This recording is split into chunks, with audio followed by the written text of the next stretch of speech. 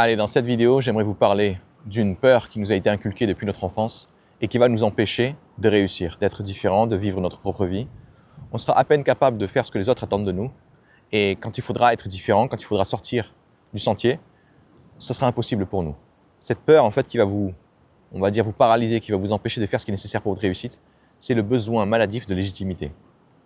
En fait, cette peur a vraiment été créée de toutes pièces parce qu'un enfant, à la base, quand il a envie de faire un truc, il va juste le faire. À aucun moment, il va commencer à penser aux autres, à penser ce qu'ils vont se dire sur lui, à penser ce que des gens imaginaires pourraient penser de son comportement s'ils le voyaient. Tout ce qu'il va faire, en fait, c'est faire ce qu'il a envie de faire.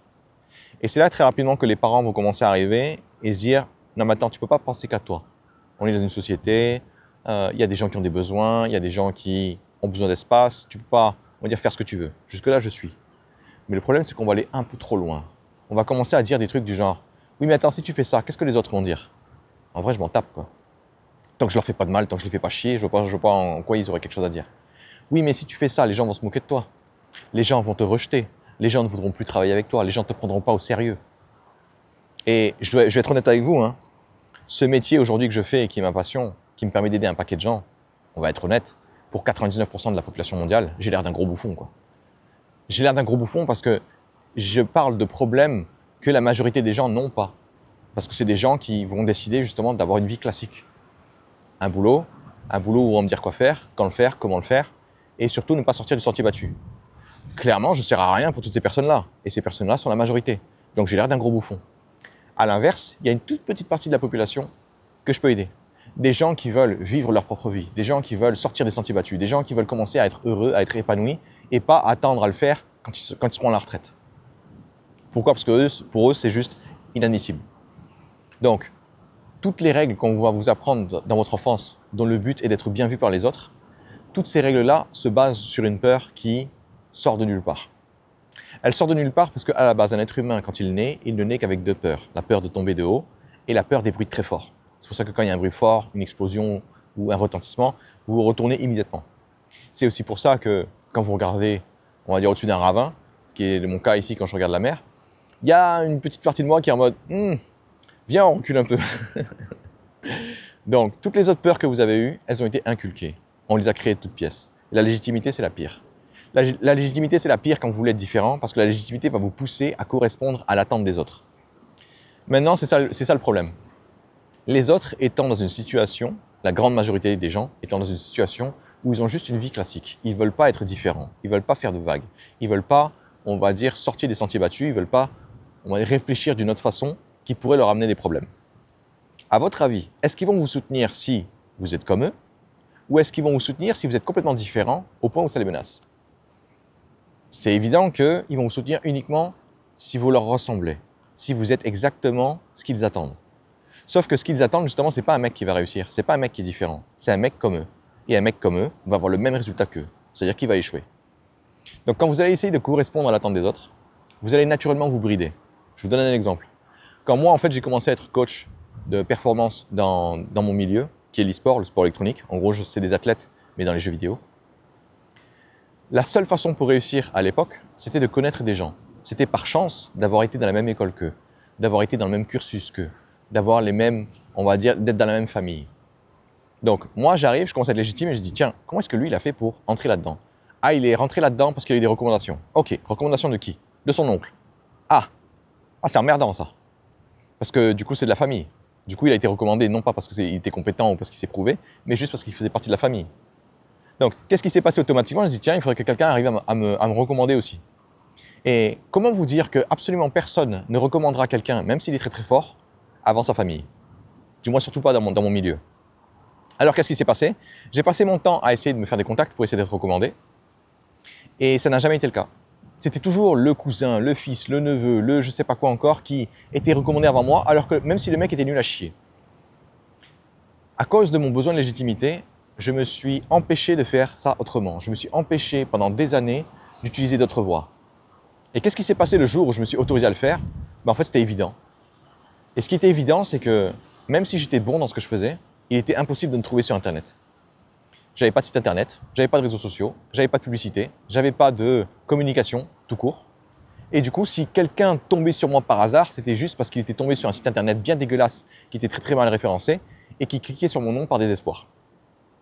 Qu'est-ce qui s'est passé immédiatement quand je me suis rendu compte de ça? J'ai commencé à faire de la pub dans tous les sens. J'ai commencé à faire des vidéos, j'ai commencé à faire des textes d'abord. Et juste le but, c'était quoi? D'être visible. Qu'est-ce qui s'est passé automatiquement? Il y a nettement plus de gens intéressés, bizarrement. Mais qu'est-ce qui s'est passé aussi en même temps? Toutes les personnes qui étaient légitimes, toutes les personnes qui avaient un certain profil et qui n'avaient pas réussi grâce à ce que je faisais, qui avaient réussi autrement, grâce à des pistons, grâce à des relations, grâce à la famille, tous ces gens-là ont commencé à me dénigrer. Ils ont commencé à me dire « je ne suis pas les bons codes ». Par exemple, quand j'ai commencé à donner de la valeur comme je fais aujourd'hui, gratuitement, les gens m'ont dit « mais qu'est-ce que tu fais? Tu es en train de nous menacer.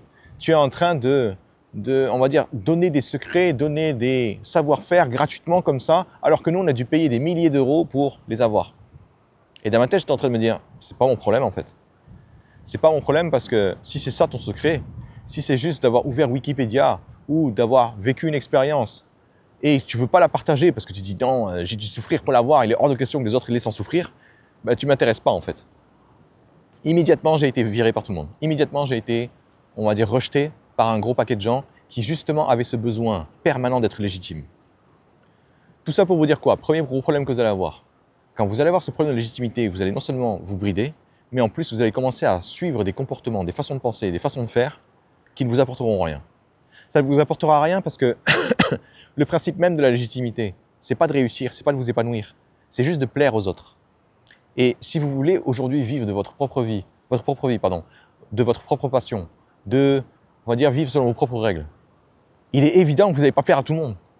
Il est évident que si vous suivez les mêmes règles que tout le monde, vous aurez les mêmes résultats que tout le monde. Donc quand vous allez courir après cette légitimité, vous croyez que vous allez augmenter vos chances de réussir, mais paradoxalement, c'est exactement l'inverse qui va se passer. Le deuxième gros problème que vous allez avoir avec la légitimité, c'est qu'à force de copier les autres, à force de penser comme eux, à force d'agir comme eux, il y a une personne que vous allez oublier pendant tout le processus, c'est vous-même. Qu'est-ce qui va se passer alors à chaque fois que vous allez travailler? Vous ne saurez pas pourquoi, mais inconsciemment, vous aurez, on va dire, une douleur, un inconfort, une souffrance. Et cette douleur, en fait, ça va vous pousser à croire que c'est votre projet qui est difficile, que c'est votre projet qui est nul, c'est votre projet qui ne vous donne plus envie, qui est beaucoup plus difficile que ce que vous imaginiez. Mais ce n'est pas du tout le cas. Ce qui est difficile, c'est que vous essayez de réussir en vous posant les mauvaises questions. Ce qui est difficile, c'est que vous essayez d'avoir des résultats différents en utilisant la même chose que tout le monde. Et quand vous allez vous voir faire des efforts comme ça en boucle et rien avoir en retour, au lieu de faire la conclusion logique que merde, ce que je fais ça marche pas, vous allez commencer à vous dire que mais putain, je comprends pas. J'ai exactement la gueule qu'il faut, je suis légitime et j'y arrive toujours pas. Dans votre tête, on vous a fait comprendre que être légitime, c'est aussi maximiser vos chances de réussir. Pas quand vous voulez être différent. Si vous voulez être comme tout le monde, c'est évident. Si vous voulez rentrer dans une entreprise, c'est évident qu'être comme tout le monde, qu'être, on va dire, la version parfaite de l'employé modèle, ça va vous permettre de réussir. Mais si vous voulez être vous-même, si vous voulez, on va dire, aider une certaine partie de la population qui est complètement oubliée par, on va dire, la grande majorité des gens, c'est pas en étant comme les autres que vous allez y arriver. Donc ce deuxième élément, en fait, c'est que ça va créer chez vous une souffrance permanente, un espèce de mauvais alignement entre vos valeurs et ce que vous faites, qui va vous empêcher de prendre du plaisir. Et si vous ne prenez plus du plaisir dans ce que vous faites, vous allez être dégoûté, et quand vous allez être dégoûté, vous allez arrêter de travailler. Et quand vous allez arrêter de travailler, vous n'aurez en effet aucune chance de réussir.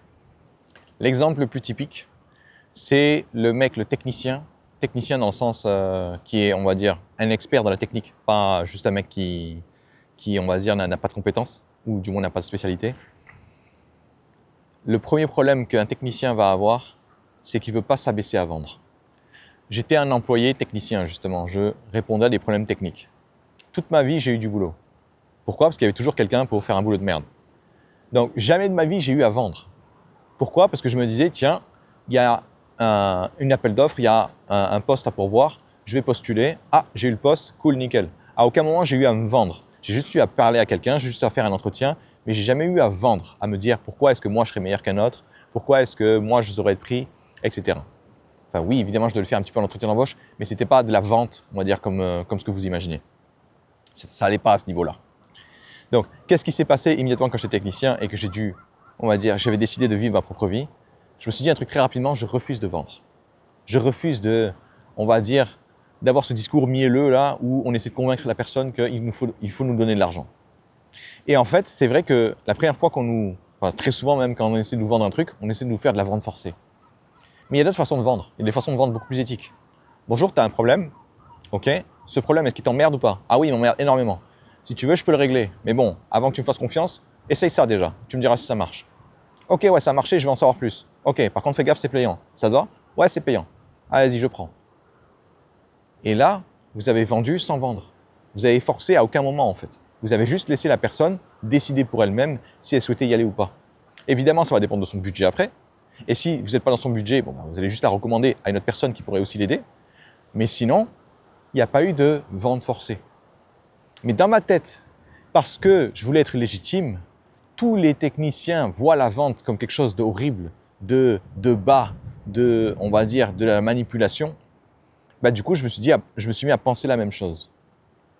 Donc, ce gros problème de légitimité va vous pousser à copier les autres tellement dans tous les sens, leur façon de parler, leur façon de s'habiller, leur façon d'agir, leur façon de faire du business, leur façon de facturer, leur façon de je ne sais pas quoi encore, que la seule question que vous devriez vous poser à chaque fois passe sous la trappe.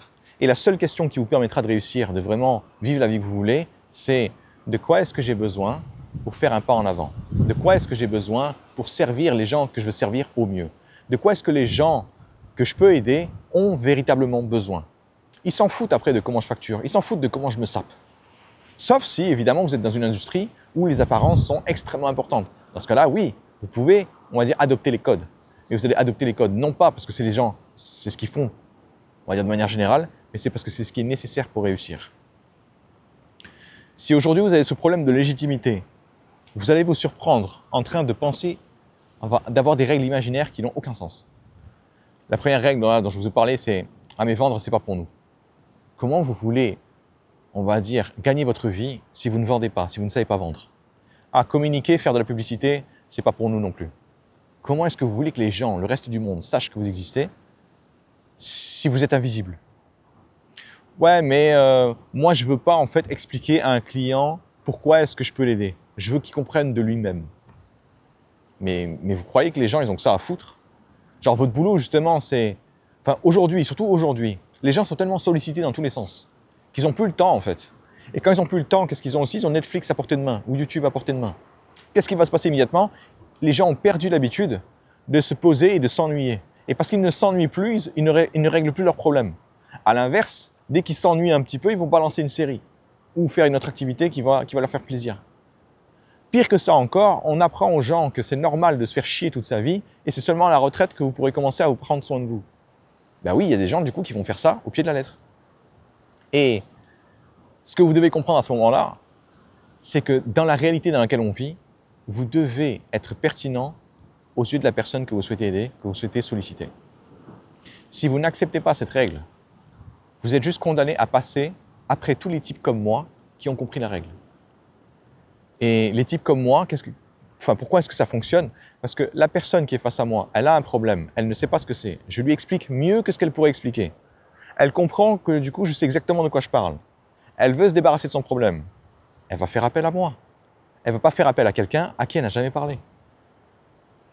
Ce manque de légitimité vous pousse à croire qu'il faut être légitime pour être pris au sérieux. C'est vrai, mais uniquement être pris au sérieux par des gens qui vont échouer ou par des gens qui ne veulent pas ce que vous voulez avoir. À la place, posez-vous plutôt la question du « si je veux réussir, si je veux, on va dire, monter mon entreprise, si je veux tirer un chiffre d'affaires, de quoi est-ce que les autres ont besoin ?» Finalement, cette histoire de légitimité, c'est juste une histoire de vous être resté dans votre tête beaucoup trop longtemps, à vous imaginer des peurs comme pas possible. À l'inverse, je connais plein de gens qui n'ont jamais eu ce problème de légitimité. Pourquoi? Parce que pendant tout le processus de réflexion, ils n'arrêtaient pas de penser aux autres. De quoi est-ce que les autres ont besoin? Qu'est-ce qui serait pratique pour eux? Qu'est-ce que je pourrais faire pour les aider au mieux? Qu'est-ce que je pourrais faire pour leur faciliter le plus la tâche? Dès que vous commencez à vous poser des questions comme ça, à aucun moment vous avez besoin de légitimité. C'est comme un type qui, on va dire, crève un pneu sur l'autoroute et qui doit changer son pneu. À aucun moment il va se demander s'il est légitime. Il a crevé, il va changer la roue. S'il sait le faire, il va le faire tout de suite. S'il ne sait pas le faire, il va apprendre à le faire. Mais à aucun moment il se demande « Tiens, je me demande si je suis un mécanicien. Tiens, je me demande si j'ai les qualifications pour. Tiens, je me demande si j'ai le diplôme pour. » Non, on a juste accepté, on va dire tous, comme dans une espèce de convention, que s'il y a un truc à faire, il faut le faire. Vous voulez faire un gâteau au chocolat, il vous faut juste une recette. Vous n'avez pas besoin d'être un chef. Vous n'avez pas besoin d'être un cuisinier. professionnel. Donc tout ce que vous allez à faire maintenant pour votre métier, pour votre rêve, pour votre passion, pour votre projet qui est ambitieux pour vous, c'est vous rendre compte que toutes les règles que vous avez sont des règles imaginaires, qu'il n'y a aucune légitimité à avoir. À la fin, la seule question que vous allez vous poser, c'est est-ce que ça marche? Et si ça ne marche pas, changez de méthode. Comment vous débarrasser finalement de cette légitimité? Très simple. Premier élément que vous devez mettre en place. Vous devez reconnaître les moments où vous agissez par la peur et non par, on va dire, l'envie de réussir et non par la possibilité de réussir. Quand vous êtes paralysé par la peur, vous allez commencer à vous poser des questions comme qu'est-ce que les gens penseraient de moi? Est-ce que là, je suis bien sapé? Est-ce que là, je donne confiance aux gens? Est-ce que là, on va dire, les gens vont mal me juger? Ou au contraire, est-ce qu'ils vont tous m'aimer? Si vous croyez dans un concours de popularité, si vous croyez que vous devez être aimé de tout le monde, c'est sûr et certain que vous agissez de la peur, depuis la peur. Vous allez vite vous rendre compte aussi que tous les éléments auxquels vous essayez d'adhérer quand vous essayez d'être légitime n'ont aucun sens pour vous. Ça ne va pas augmenter vos chances de réussir, ça ne va pas augmenter vos chances de réussir, pardon. Ça ne va pas augmenter vos chances d'être, on va dire, d'être sur le radar des gens, d'être dans la conscience des gens. Personne ne saura que vous existez. Et surtout, le dernier élément, et ça c'est le plus, on va dire, le plus marquant, c'est que quand vous êtes légitime, c'est juste de l'apparence. Vous savez au fond de vous qu'il n'y a rien.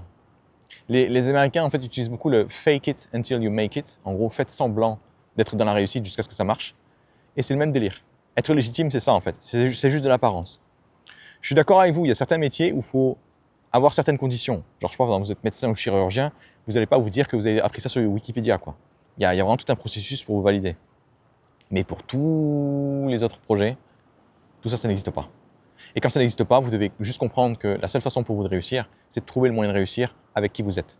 C'est pas parce que quelqu'un a réussi d'une certaine façon que vous devez faire la même chose, ou que c'est la seule façon de réussir. C'est ça, en fait, le problème du besoin de légitimité, c'est que vous allez vous poussez, vous essayez de vous convaincre vous-même qu'il n'y a qu'une seule façon de réussir, une bonne façon de réussir. C'est faux. Vous devez juste trouver celle qui vous intéresse vous. Donc vraiment, reconnaissez ces moments où vous allez agir depuis la peur. Est-ce que vous êtes en train de faire ça pour vous rassurer ou est-ce que vous êtes en train de faire ça pour réussir? Il y a une grosse nuance là-dessus. Et soyez vraiment honnête avec vous-même. Si vous faites quelque chose pour réussir, mais en même temps pour vous rassurer, c'est de la peur. Rien à foutre. Vous devez faire une seule chose. Qu'est-ce qu'il faut que je fasse pour réussir? Qu'est-ce qu'il faudrait que je fasse? Quelle est la stratégie qu'il faudrait que j'adopte pour avoir aucune chance d'échouer? C'est ça en fait la question qui va vous intéresser au lieu d'être légitime.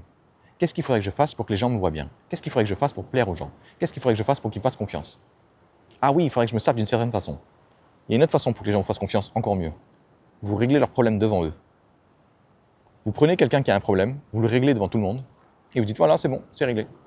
Et les gens vont se dire pour vaincre, pour détruire, pour réduire à néant le besoin de légitimité, et pour vous pousser à passer à l'action, vous allez utiliser des dilemmes.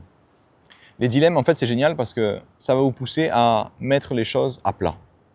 Qu'est-ce que je veux dire par là? Les gens, aujourd'hui, s'ils courent après la légitimité, c'est parce qu'ils ont peur. La peur, en fait, exerce une pression extrêmement forte sur vous-même et c'est ça, en fait, qui va vous paralyser. C'est-à-dire que je peux demander à quelqu'un de faire un truc, mais s'il a peur de le faire, qu'il le veuille ou non, il n'y arrivera pas. Les dilemmes, c'est génial parce que ça fait, du coup, miroiter deux peurs. Par exemple, est-ce que vous préférez avoir l'air ridicule sur le moment, ne pas être légitime aux yeux de plein de professionnels, soi-disant, professionnels qui sont tous fauchés. Est-ce que vous préférez être détesté par ces gens-là et réussir et avoir la vie que vous voulez et kiffer votre vie? Ou alors, est-ce que vous préférez être légitime à leurs yeux et avoir une vie de merde pendant les 10 prochaines années? C'est un dilemme. Il n'y a pas de bon choix. Évidemment, présenté comme j'ai présenté, le bon choix a l'air d'être le premier. Mais vous seriez surpris du nombre de gens qui vont me dire « oui, il faudrait que je fasse le premier » et vous les voyez faire exactement l'inverse. Pourquoi? Parce que quand ils vont choisir entre être aimés par des professionnels ou avoir la vie qu'ils veulent mais être détestés, certaines personnes préfèrent largement être aimées. Là aussi, du coup, vous allez pouvoir mettre en avant une autre peur, qui est la peur d'être détesté, la peur de ne pas être aimé, la peur de ne pas être apprécié. Encore une fois, pourquoi est-ce qu'on a cette peur-là? Parce qu'on l'a créée de toutes pièces. Pourquoi est-ce que vous l'avez? Parce que vous pensez encore que les autres, c'est eux qui définissent votre valeur. Pourquoi est-ce qu'on a ça dans la tête? Parce que depuis tout petit, c'est ce qu'on nous fait comprendre. À l'école, c'est pas vous qui vous notez. En entreprise, c'est pas vous qui allez vous dire si vous méritez une augmentation ou pas. Puis même, vous pouvez même penser que vous méritez l'augmentation. Vous allez voir votre manager, vous lui dites tiens, je mérite une augmentation, et il va vous dire je pense pas, non. Donc très vite, en fait, on vous apprend que votre propre opinion n'a aucune valeur. Alors qu'est-ce qui va se passer quand vous aurez le choix entre avoir la vie que vous aimez ou être aimé des gens et avoir une vie de merde? Très souvent, vous serez aussi tenté par le deuxième choix.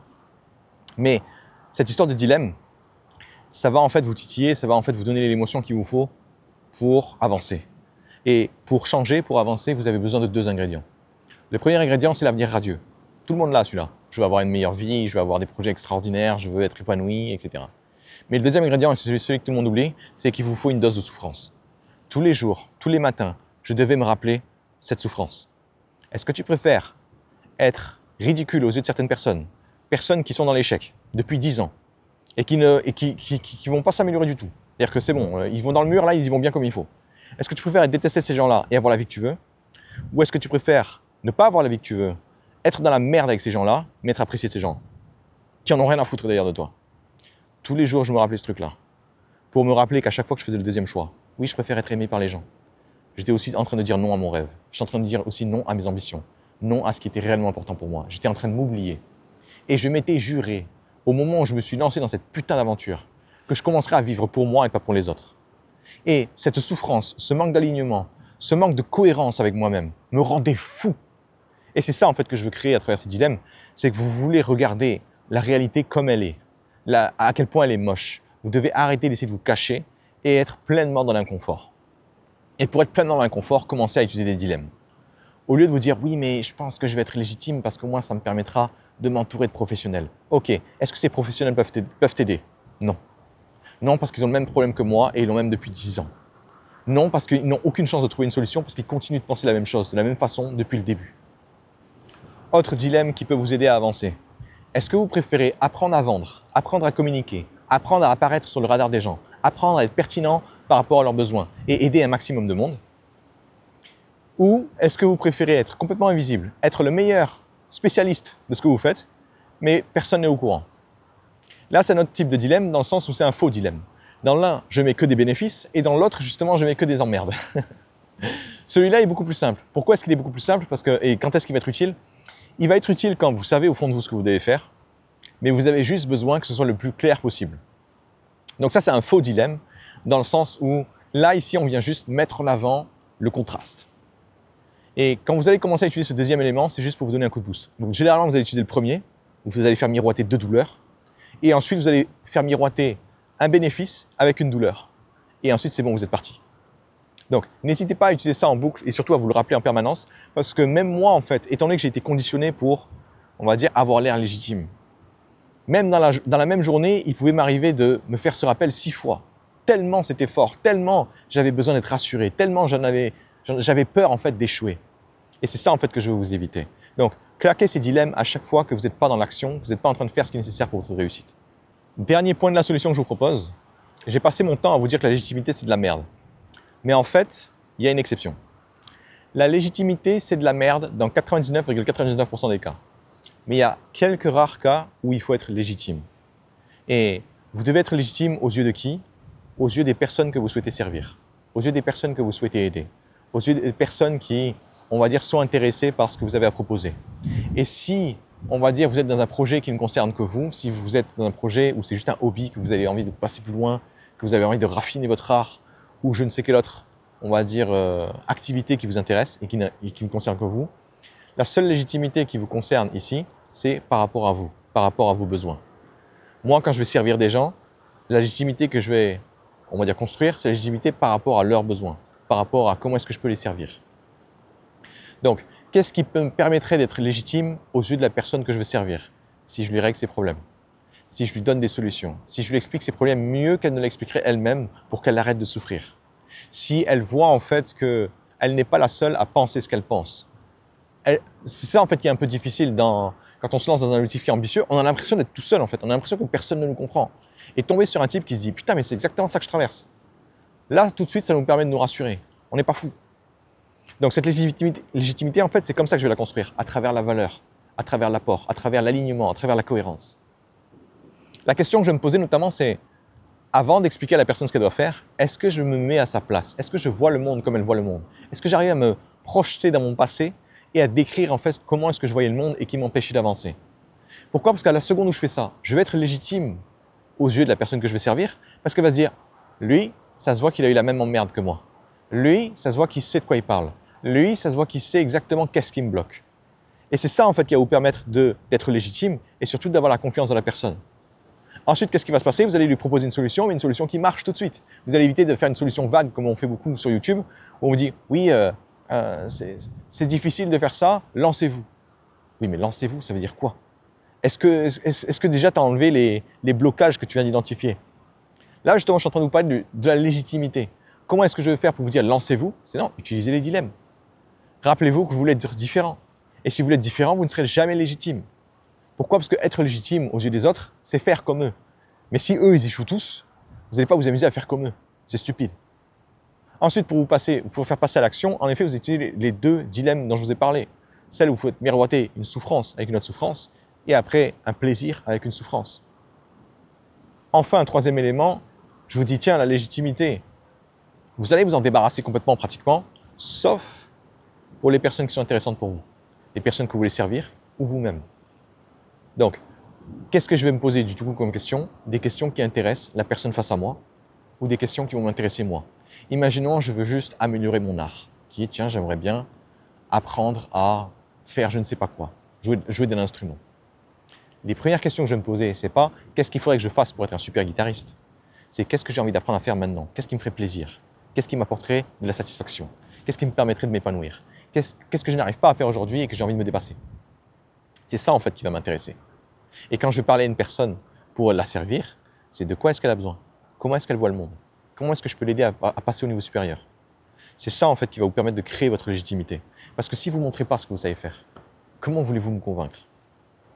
Finalement, la seule légitimité qui compte réellement, c'est la quantité de preuves incroyables que vous pouvez fournir aux gens et à vous-même sur ce que vous êtes capable de faire, sur ce que vous êtes capable d'apporter.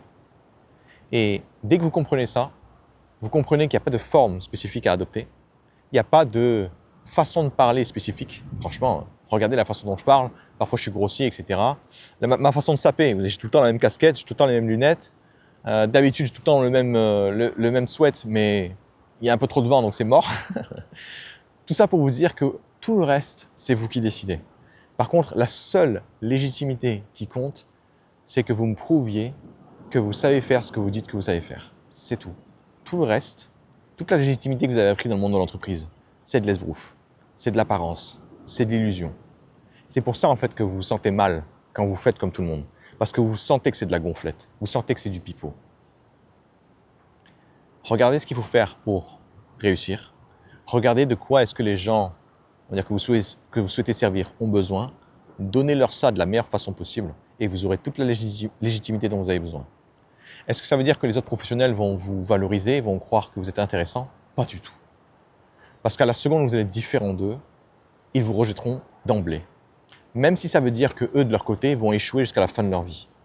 Ils préféreront être légitimes plutôt que de prendre le risque de réussir. Et ça, c'est OK, parce que ce n'est pas votre problème. Allez, fin de cette vidéo. J'espère que ça vous permettra de vraiment vous dégoûter de la légitimité, d'arrêter de croire que c'est le truc qui va vous sauver.